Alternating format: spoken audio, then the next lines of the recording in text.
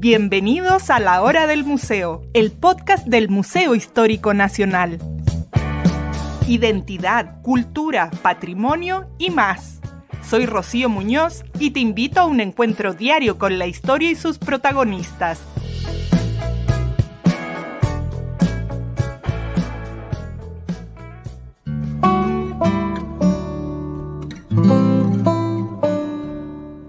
Cada vez que admiramos una obra de arte en un museo, cuando revisamos un documento histórico en un archivo o nos maravillamos ante un objeto arqueológico que ha sobrevivido por siglos, pocas veces nos preguntamos ¿quién protege todo este patrimonio? ¿Quién trabaja para que las futuras generaciones puedan seguir conectándose con nuestra historia? Hoy vamos a viajar al corazón de una institución fundamental para Chile. Hablamos del Centro Nacional de Conservación y Restauración, el CNCR, que está cumpliendo esta semana 43 años de vida. Desde aquel 1 de octubre de 1982, cuando fue creado para organizar y ejecutar políticas de conservación del patrimonio, el CNCR se ha consolidado como una de las instituciones más importantes en la protección de nuestra memoria cultural. Con unidades especializadas en arqueología, monumentos, pintura, documentación visual y gestión territorial del patrimonio, no solo restaura obras, investiga, innova y trabaja codo a codo con comunidades en todo Chile.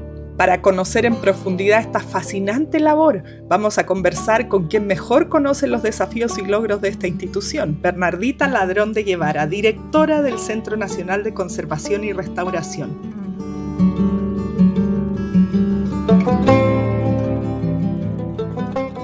Bienvenida Bernardita, qué gusto tenerte aquí en la hora del museo para conversar de un lugar increíble que a lo mejor está ahí por ahí escondido, pero que hace muchas cosas que nos maravillan, que después vemos el resultado. Así que felices de tenerte aquí para que nos cuentes sobre todo ese trabajo maravilloso que hacen en el Centro Nacional de Conservación y Restauración. Bueno, muchas gracias Rocío. Creo que es la segunda vez que hay una jefatura también.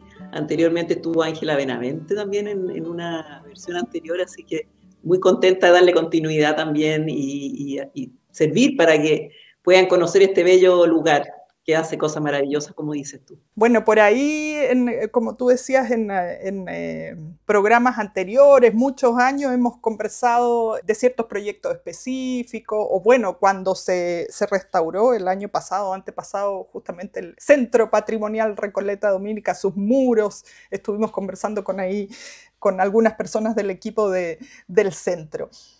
Siempre nos gusta partir la conversación, Bernardita, conociendo cómo es que llegas ahí. Siempre nos gusta esa parte más personal. Cuéntanos un poco, porque a veces es el destino, a veces son sueños que tienen las personas que finalmente logran llegar a dedicarse, ¿no?, a lo que uno le gusta, a lo que uno ama, que son temas fascinantes. En tu caso, ¿cómo fuiste encaminándote por esta área de la conservación y la restauración? Bueno, la verdad que fue bien anecdótica porque yo entré a la universidad, a la Escuela de Arte de la Facultad de la Católica, la Escuela de Arte. Entré a la licenciatura en Arte y en esa época no existía todavía la carrera, o estaba recién empezando la mención de restauración. En esa época existían las menciones. Bueno, yo entré a Arte porque era buena para dibujar, pero nunca me imaginé este mundo, y la verdad es que fue una decisión que la otra vez le contaba a mis compañeros y compañeras del centro, que en realidad fue porque cuando salí de la licenciatura tenía que tomar la decisión de que iba a seguir estudiando, o sea, cuál iba a ser mi mención. Y conversando con una muy amiga mía, le decía, oye, ¿y qué voy a trabajar en la vida? Entonces ella se fue a estudiar estética y me dijo, oye, ¿por qué no estudias restauración? Que era una línea que estaba recién creándose. Y dije, ya, pues voy a entrar a restauración. Y la verdad es que fue muy bonito porque en realidad yo me encaminé rápidamente a la restauración porque el tema de la creación es muy difícil. O sea, ser artista realmente es difícil, hay que ser muy valiente. Y yo en mi infinita cobardía, creo yo, dije, me voy a esconder detrás de la restauración. Y la verdad es que me fue bien porque, bueno, era buena para química, que era una habilidad que no se usaba en el arte, y era muy tímida para crear. Y bueno, ahí empecé a desarrollarme en el área. Bueno, terminé la carrera, me empecé a trabajar con Roxana Seguil, que era en ese momento la jefa, en realidad era la profesional encargada del área arqueológica una unidad del Laboratorio de Arqueología, yo le ayudé a crear, de fondo, a fortalecer ese laboratorio, y me enrielé desde el trabajo arqueológico y después seguí, de alguna manera me independicé y armé una unidad de territorio. Un poco también que venía de todo el trabajo de la conservación en arqueología, que requiere mucho conocimiento y dominio, digamos, se requiere meterse en temas de territorio que le dieron más sentido, digamos, a mi percepción también de lo que era el patrimonio. Y bueno, estuve ahí 17 años, yo entré al centro el año 95 y estuve el año 2004, empecé a crear un área que tenía que ver con la información territorial, eso es muy largo de contar, y finalmente me quedé como jefa, asumí como jefa de una unidad que hoy día es la Unidad de Patrimonio y Territorio, el 2007. Y la verdad es que yo no pensaba postular al cargo de directora, yo estaba recómoda ahí, pero un día sí fue como, oye, ¿por qué no? ¿Ah? Y la verdad es que me puse a estudiar y a problematizar lo que significaba el desafío. Imagínate, cumplí justamente este año 30 años como funcionaria, y dije, ¿por qué no? Y cumplí 60 años el año pasado, entonces, ¿por qué no? O sea, yo podría haberme jubilado, y la verdad es que fue como un desafío que venía muy bien, como que cerraba ciertos ciclos, y ya mucha gente me decía, oye, ¿por qué no te postulas? Porque más conocía el centro profundamente, claro, me todos llevaba esos bien con años la ahí. gente, además tengo mucho cariño a la historia, soy definitivamente la más antigua aquí, y la verdad es que fue una bendición para mí, fue una bendición. Yo entré el 16 de febrero, sí, o el 17, ya se me olvidó el día, y la verdad que Unos ha sido cuantos meses nada más en nada, imagínate. Así que lo que te puedo contar es también desde el descubrimiento, porque ser directora con tan pocos meses también no estoy de acuerdo tal vez puedo decirte, también soy crítica, como hoy día nos paramos, creo que hay un montón de cosas que te puedo ir contando, pero también es como que esta entrevista es como desde mi mirada hoy, que está descubriendo también, ¿eh? Una mirada de descubrimiento. Qué increíble el camino, además esa persistencia y permanencia hoy día en una generación, ya no sé en qué estamos, Z, X, millennial, donde todo es como más, esta sociedad líquida, como decía por ahí un filósofo, todo es más efímero, realmente estar, en el fondo uno como que se cría en la institución a lo largo de todos esos años, ya le conoce todos sus detalles. Bernardita, pero hay muchas personas que no tienen clara la función o ni siquiera saben que hay un ámbito estatal dedicado a la conservación y a la restauración de nuestro patrimonio en toda su amplia gama.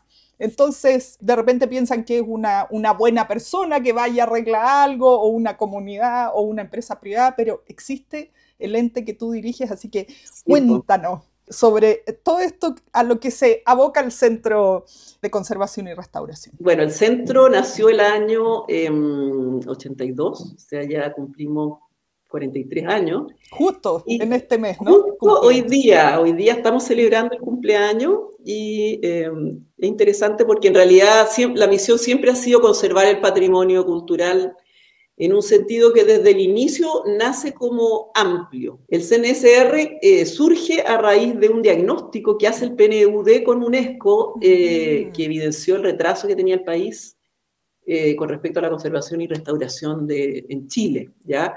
Y lo crea, finalmente, la DIVAM, crea al interior de lo que era la Dirección de Bibliotecas, Archivos y Museos, nuestra querida DIVAM, y se crea como una subdirección, una oficina prácticamente, que está ubicada en el Museo de Bellas Artes, que empezó ya con 4 especialidades, que la idea era que abordara diversidad, no solamente, digamos, las obras de arte, sino también era un poco el área de piedra, el área de arqueología, pintura y papel, ¿ya? Y madera, entiendo yo, que empezaron eran un grupo chiquitito que estaban ahí en un espacio que hoy día es el Laboratorio de Conservación del Bellas Artes, y esto surge frente a la necesidad de verdad de abordar el tema del deterioro y de la falta de profesionalización, podríamos decir, en este ámbito.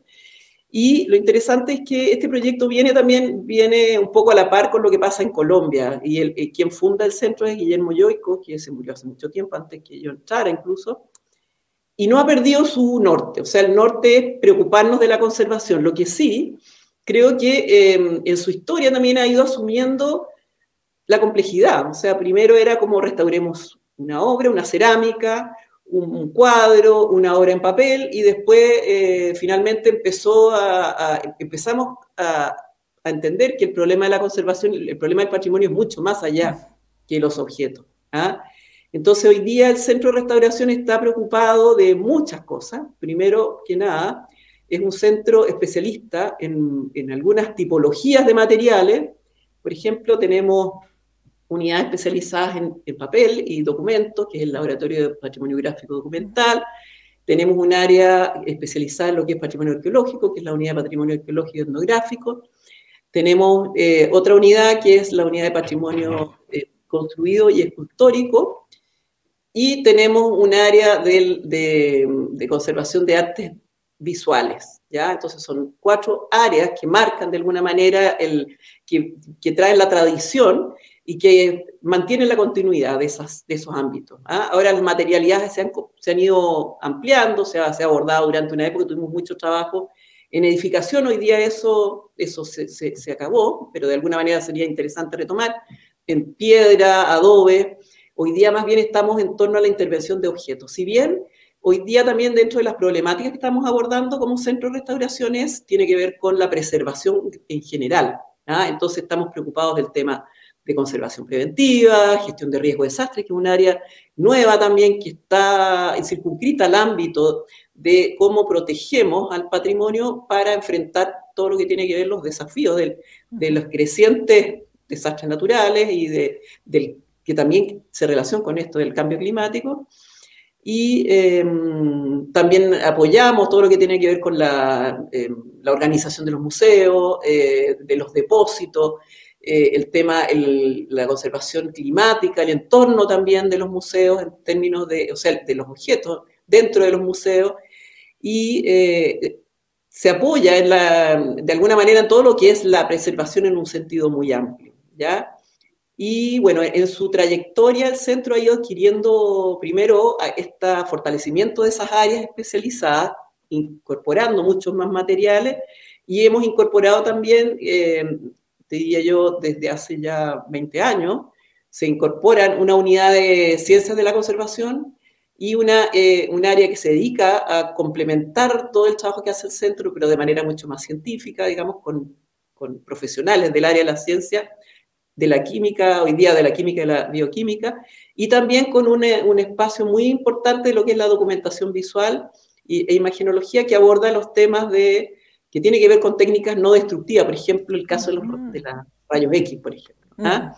Son técnicas que no invaden, no rompen, no necesitas una muestra, sino que tú puedes ver un objeto, digamos, por dentro. Claro. Entonces, interesante cómo esos ámbitos se complementan y permiten que las intervenciones que se realicen sobre los objetos tengan un carácter muy riguroso. ¿Ah? El trabajo es muy detallista, se basa en un diagnóstico, en una propuesta que en general también, y esto desde hace bastante tiempo también, incorpora la opinión de la comunidad, del beneficiario, y eso es lo más interesante. O sea, no solamente la mirada desde la ciencia y la intervención, sino también cómo nosotros incorporamos a partir del año 2000, yo creo que te diría que bastante tempranamente en el mundo de la institución pública, también incorpora el ámbito, también de alguna manera la participación ciudadana, el involucramiento de las comunidades. Y bueno, nace dentro de la institución, de una institución que es la DIVAM, que en ese momento, cuando nace al alero del Ministerio de Educación, que era un espacio de los museos, de las bibliotecas, de la Biblioteca Nacional, del Archivo Nacional, de los museos nacionales y de los museos regionales, y de algunos archivos. Entonces, hoy día, claramente, bueno, ¿qué pasa? El centro se ha mantenido bastante similar a lo que era. Bueno, tuvo una época muy interesante en que crece, digamos, a partir del año 97, 98, crece, se traslada desde lo que era la Casa de Lomata, que estuvimos ahí unos años, desde el 80, desde sus inicios prácticamente, hasta el año 97, 98, en que nos trasladamos en esa época, entre el año 98 y 2000, nos trasladamos a la Recoleta Dominica y eso nos obliga de alguna manera a crecer. ¿No? Es como que un pie forzado, pero también con la voluntad de, bueno, de la jefa de entonces, que era la directora, que era Magdalena Krebs. Ella le da la voluntad, digamos, de crecer y de enriquecerse con profesionales que estaban formándose en ese minuto.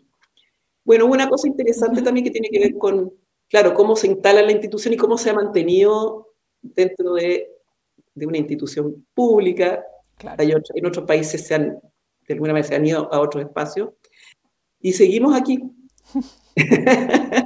Aquí, la pelea, medios invisibles, pero justamente la idea es que tenga más fuerza dentro sí, del nuevo ministerio, porque desde el 2018 claro. somos parte del Ministerio de la Cultura, las Artes y el Patrimonio, y específicamente dentro del Servicio Nacional del Patrimonio Cultural. Entonces la idea es ser más importantes dentro del servicio. Además que hay tanta pega, siento yo, sino que me imagino que no alcanzan las manos los No profesionales alcanza. para todo lo que se podría hacer. Así como brevemente nos explicabas, por ejemplo, un poco de los rayos X o la química, para hacernos una idea de en estos laboratorios, como qué tipo de profesionales trabajan, porque parece ser muy diverso. Primero uno solo piensa tal vez en restauración y se imagina Claro. a alguien como repasando un gran cuadro, y ahí nos quedamos como con esa figura, pero es un campo muchísimo más amplio. Es un campo a nivel, bueno, es una evolución que hemos ido un poquito atrás con respecto a lo que está pasando, por ejemplo, en Europa, con respecto al tema de lo que es la conservación del patrimonio, que está, evidentemente uno lo toma como referente, pero hoy día, claro, desde la época que yo entré, uno se dedicaba a restaurar y las reglas eran muy estrictas, o sea, tenías que restaurar de una manera, no había ninguna posibilidad de moverse, habían reglas claras, habían estándares muy definidos, pero esas reglas empezaron a romperse cuando nos empezamos a encontrar con la realidad, digamos, de verdad, la realidad real de un país latinoamericano como Chile, que tiene sus propias dinámicas, o sea, somos distintos a Argentina, distintos a cualquier país, porque definitivamente nuestro patrimonio es singular. Entonces, claramente, la conservación hoy día es un campo interdisciplinario o incluso transdisciplinario. Porque Claro. no es que solamente sean disciplinas, sino que incorpora, por ejemplo, bueno, en este caso, ¿cuáles son las profesiones? Tenemos restauradora de formación, yo tengo la formación de la Católica, que es la más antigua, ¿ya? Bueno, hay un tema, ahí hay mucha diversidad de formaciones, pero en general son personas que sea como pregrado o como parte de un posgrado, se especializan en la intervención de objetos patrimoniales, ¿ya? Sea como magíster, diplomado o como el pregrado, como en mi caso como restauradora conservadora. Sin embargo, también hay química, bioquímica, acá no tenemos profesionales de la física, pero también existen físicos, de hecho nos relacionamos nosotros de manera muy cercana con el tema de la física, digamos. Entonces, por una parte, todo lo que tiene que ver con el conocimiento de la materia, de su deterioro, de sus intervenciones, y cómo detener, por ejemplo, los deterioros. Entonces, no es una persona que está en su casa restaurando, sino que es una cantidad de personas que toman decisiones, que además tienen que compartir las decisiones con las personas que nos mandan, podríamos decir, que nos contratan, que nos solicitan apoyo para poder restaurar un objeto o para poder abordar un problema de la conservación. Y ahí es donde, claro, no tenemos un área básicamente, un área de las ciencias sociales. Bueno, hoy día tenemos una psicóloga comunitaria que está recién incorporada, llegó conmigo, y que también tiene que abordar temas de gestión de riesgo de desastres, donde claramente ahí también se ve no solamente la interdisciplina, sino que también tiene que ver con la interinstitucionalidad.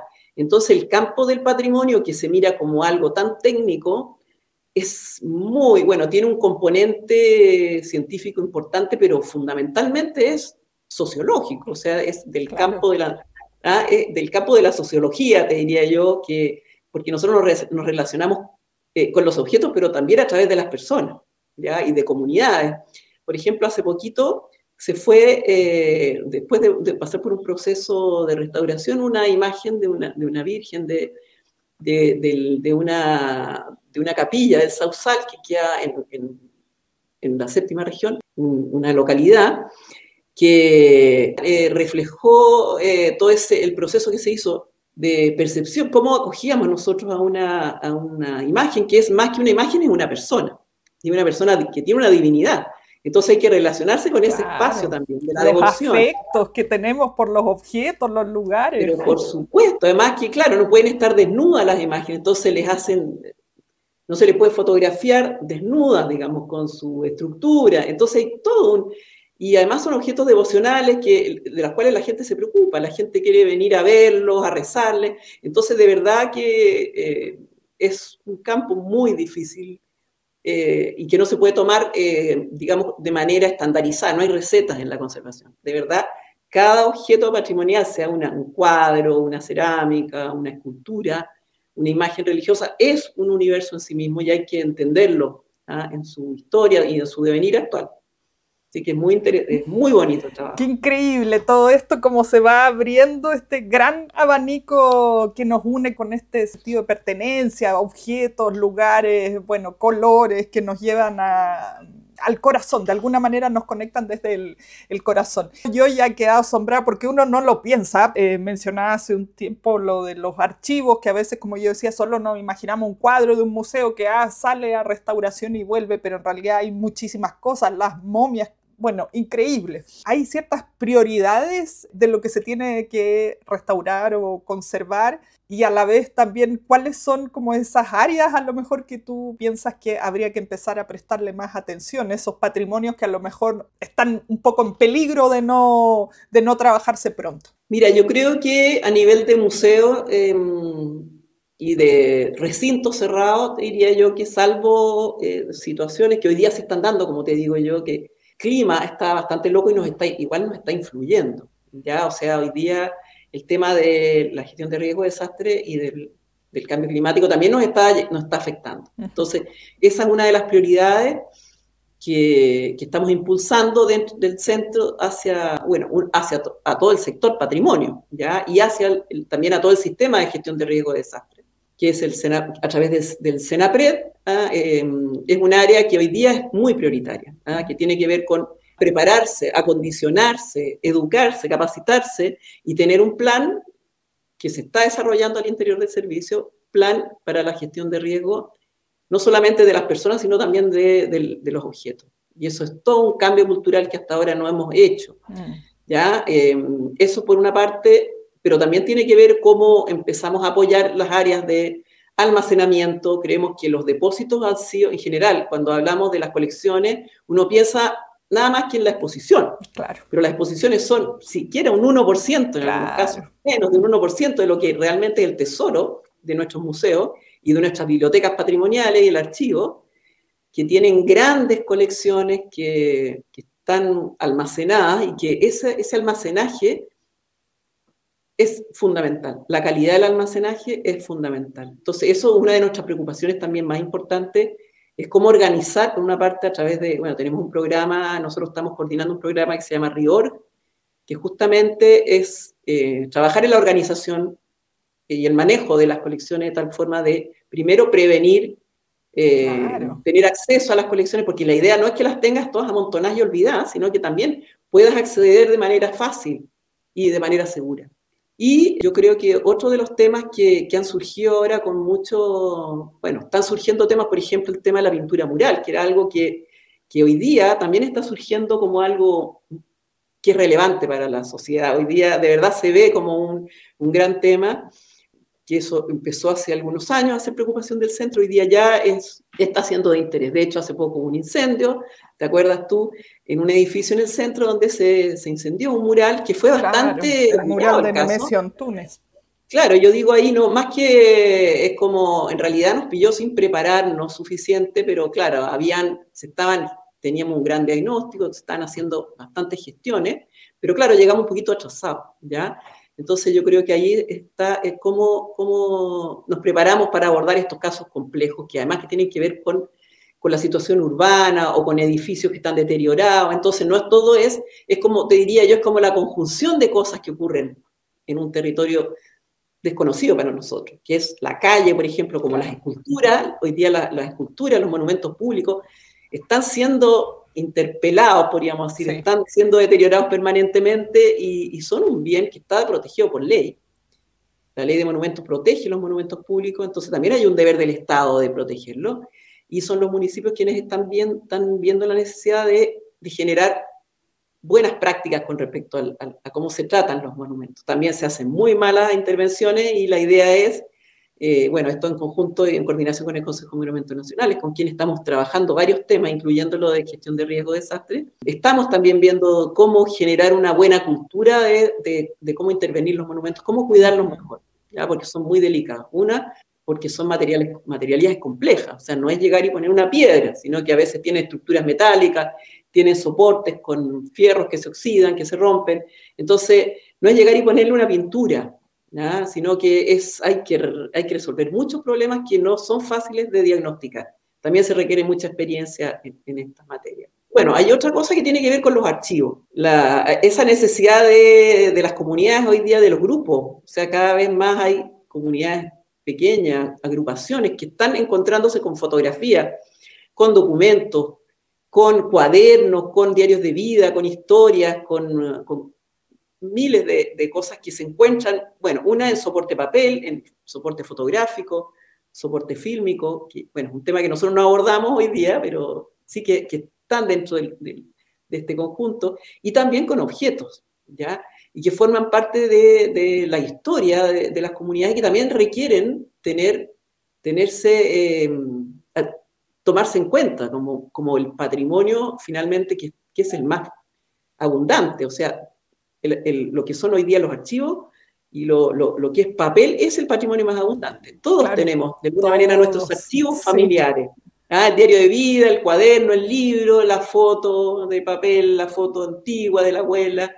Entonces, creo que la cultura de la conservación también está dentro de la casa, está dentro de la escuela, del liceo, de la universidad, dentro de la institución, la corporación, el grupo, los amigos, la junta de vecinos, la agrupación de amigos del buceo, el cuerpo bombero, el club de amigos de la Rayuela. Finalmente todos quieren dejar tener clara su trazabilidad, su historia finalmente. Entonces, creo que lo interesante es cómo el CNCR se preocupa de la materialidad de algo que es tan feble. O sea, las fotos se deterioran con mucha facilidad. Sí. Se te moja una foto, se te moja el diario de vida de la abuelita, el poema que escribió en una boleta, en una servilleta, no hay nada más delicado. Entonces es interesante también cómo está en esa dimensión tan personal o tan institucional, tan propia, también requiere de cuidados especializados,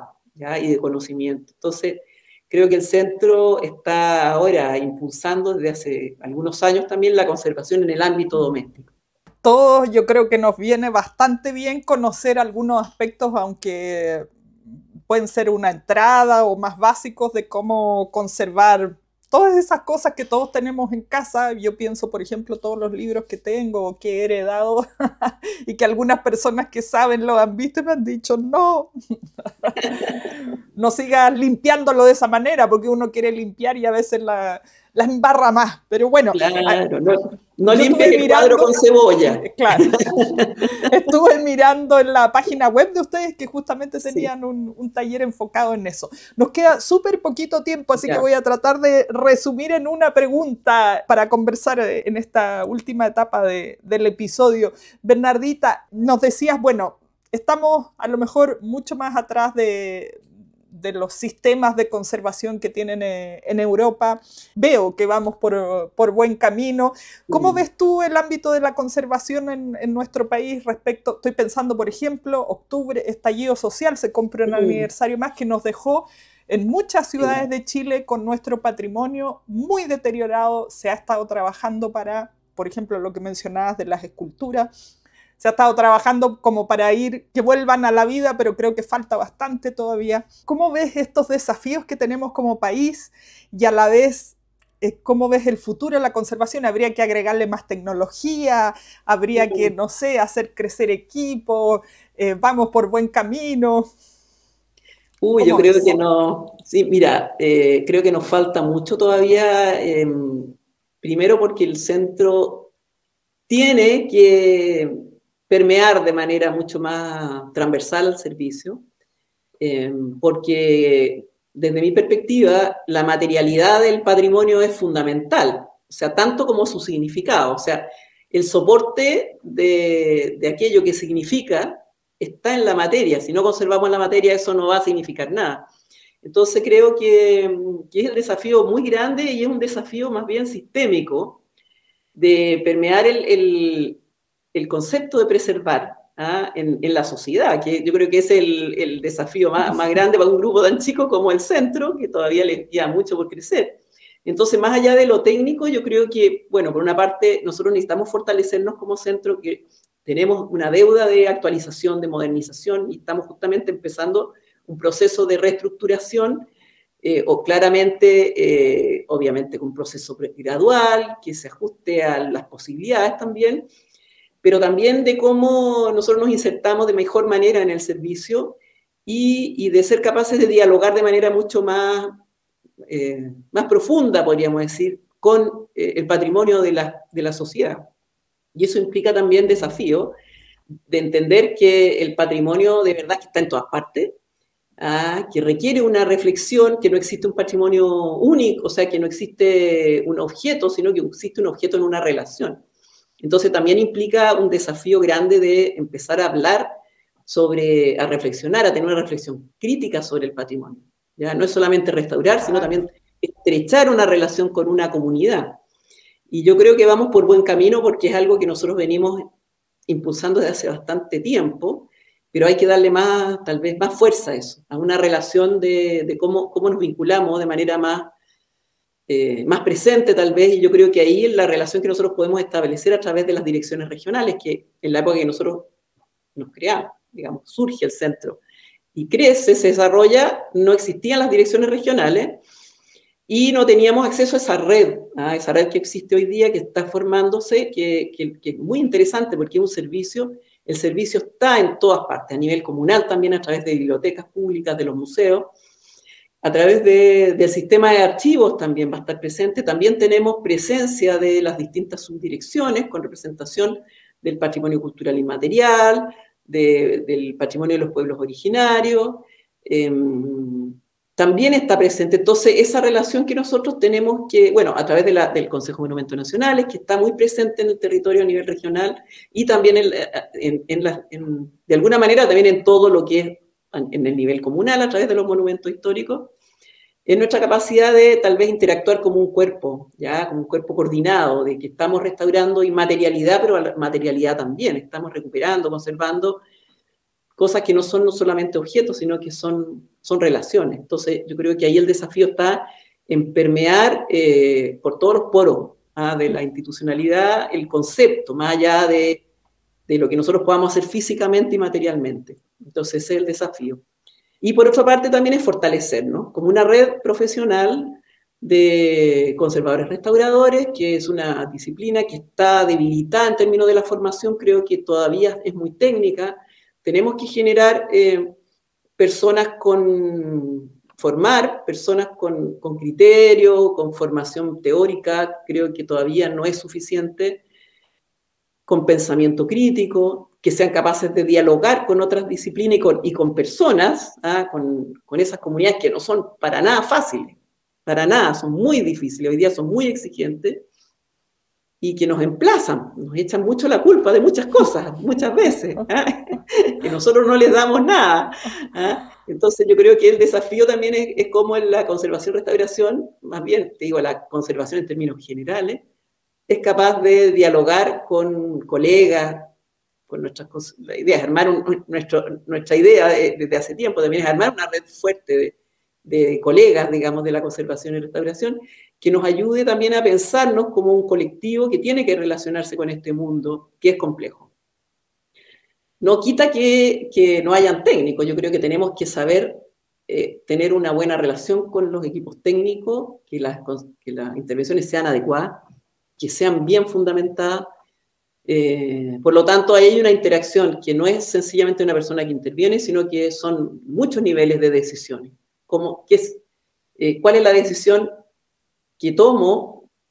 Es porque esa decisión yo la asumo con responsabilidad luego de un gran proceso, digamos, de un proceso que no es simple, que no lo hago yo sola en mi laboratorio, en mi unidad, en mi escritorio, sino que es un proceso que alude también a la complejidad de lo que es el patrimonio. Bueno, tremendo tema el patrimonio, y es de esperar que todo esto que tú dices debe partir por esto de establecer estas redes, unirse institucionalmente, baje a las personas, porque claro, vemos que se restaura algo, se pinta un muro y después está todo rayado, etcétera. No sé qué pasa, que no terminamos desde lo personal, cuidar nuestro patrimonio en toda la amplitud que entendemos como patrimonio. Es que yo creo que ahí hay un tema, y para poder cerrar también, es que nosotros no podemos imponer el patrimonio, sino que de verdad es un proceso que pasa también por la educación, que es algo, y también por recoger lo patrimonial de las comunidades que nosotros no vemos. No es llegar a imponer, el patrimonio no se decide por decreto, sino también se recoge y se dialoga. O sea, si hay algo que yo considero que es patrimonial, yo tengo que ser capaz de validarlo dentro, en un contexto o en un sistema, digamos, cultural y social, y decir, ¿sabes que esto tiene un valor para ustedes y ustedes le pueden sacar provecho? Pueden disfrutarlo, pueden aprender. Yo creo que ese es el gran desafío. Totalmente, toda la razón. Me voy a quedar con esta reflexión final, Bernardita. Muchas gracias por esta conversación que nos has abierto las puertas del Centro Nacional de Conservación y Restauración para conocer todo eso que pasa ahí, todo ese gran trabajo y grandes cantidades de trabajo que tienen. Así que muchísimas gracias por esta conversación. Muchas gracias, Rocío, y bueno, bienvenida cuando quieras hacernos una visita también. Sería muy feliz bienvenida. En ese lugar increíble que están ahí ubicados. Bueno, gracias. Muy bien, pues gracias. Esto fue La Hora del Museo, un encuentro cotidiano con nuestra historia, el podcast del Museo Histórico Nacional.